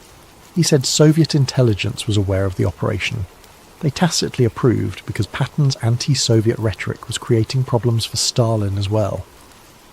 But the Soviets were not directly involved. This was an American operation for American reasons. He said the decision came from senior levels of American intelligence, possibly with approval from political leadership, though he had no direct evidence of White House involvement. He said he had stayed silent for more than 30 years out of loyalty to his country and fear of retaliation against himself and his family. But now, in his 80s, with most of the principals dead, he wanted the truth known. He wanted history to record what actually happened. Bazata's confession was explosive.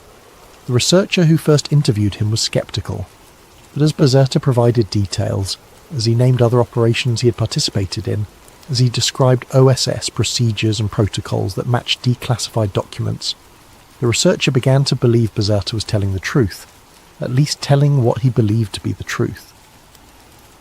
The researcher published a book in 1981 that included Bazata's claims. The book created immediate controversy.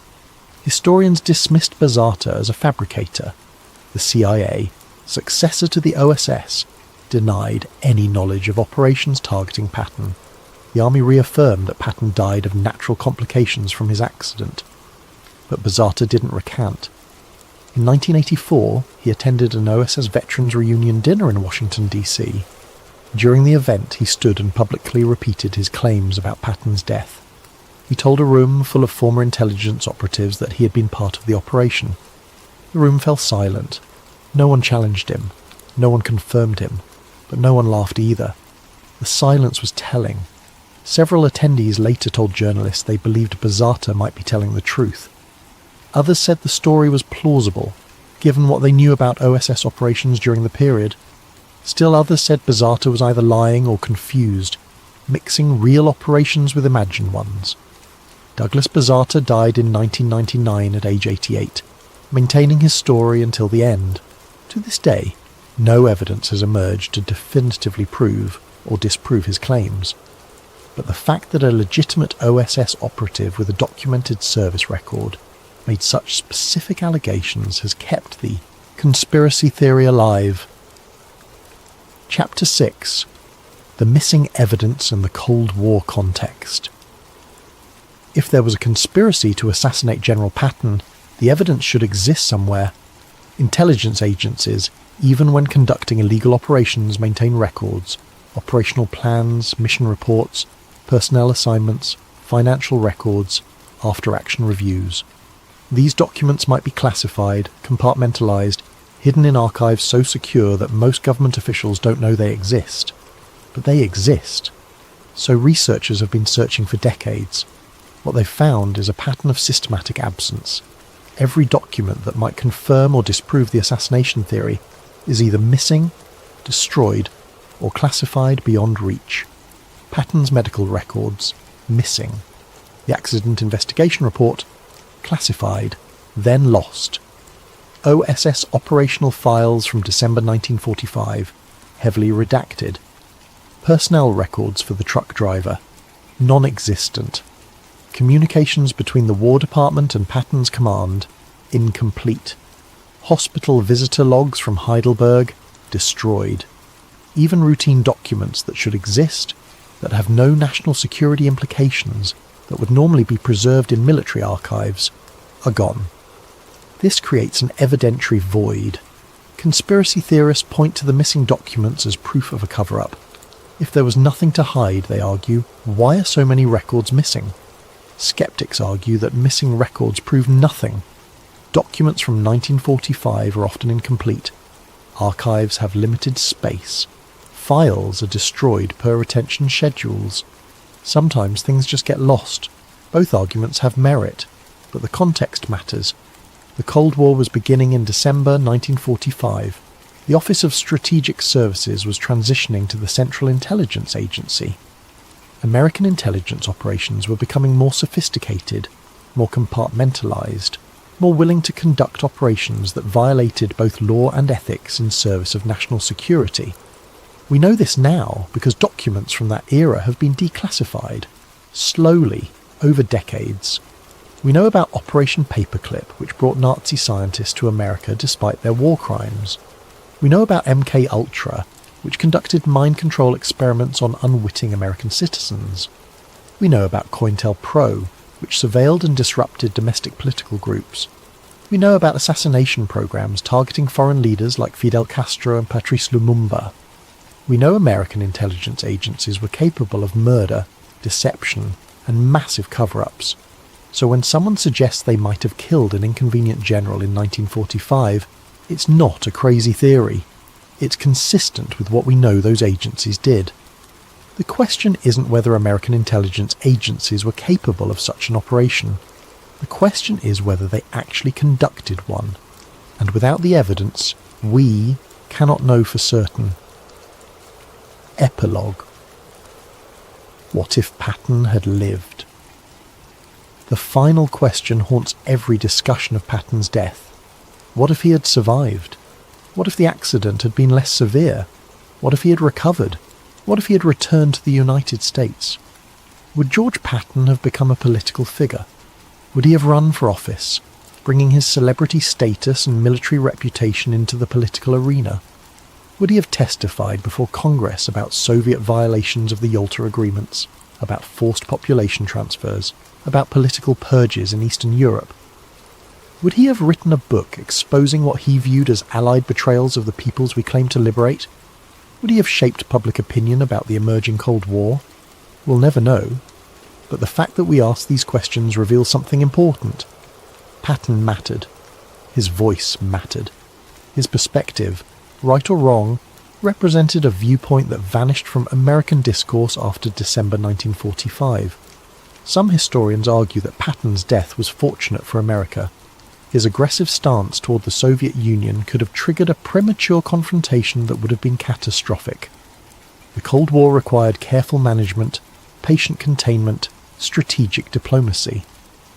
Patton would have undermined all of that. Other historians argue that Patton was right, that confronting Soviet expansion immediately, while American forces were still mobilized in Europe, would have prevented decades of Cold War conflict, that his warnings about Stalin were prescient and should have been heeded. Both arguments assume Patton would have had significant influence if he had lived, and maybe that's why he died. The last line Patton wrote in his diary, just days before the accident, reads, "History will prove me right. They just don't want to hear it yet." He never got the chance to make his case. 79 years later, the debate continues. Was his death a tragic accident? A politically convenient outcome that some officials were relieved to see? Or a calculated assassination ordered by intelligence agencies that viewed him as a threat to national security? The files remain classified. The witnesses remain silent. The medical records remain missing. And George Smith Patton Jr. remains buried in Luxembourg, alongside the soldiers he commanded, his warnings unheeded, his voice silenced, his truth lost to history. Unless Douglas Bazzata was telling the truth, unless somewhere, in some classified archive, the evidence exists, unless someday someone finds the file